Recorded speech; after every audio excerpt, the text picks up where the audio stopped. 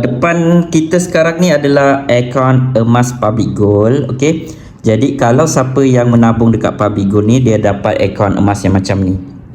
Dan dekat sini untuk menabung, tambah gram emas, tekan top up ni.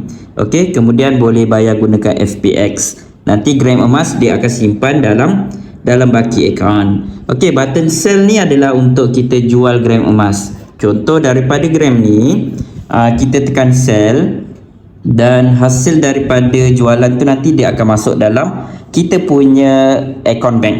Okey. Dan yang paling penting, yang paling best yang dekat sinilah withdraw, di mana kita boleh keluarkan emas fizikal.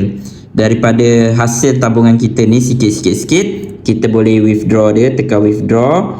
Kemudian kita boleh pilih produk emas apa yang kita nak.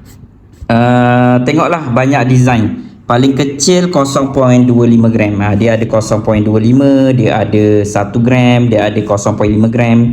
Okey, tapi cadangan saya, kalau nak withdraw emas fizikal, keluarkan minimum 1 gram. Sebab cas untuk keluarkan 1 gram ni lebih murah berbanding keluarkan yang lebih kecil.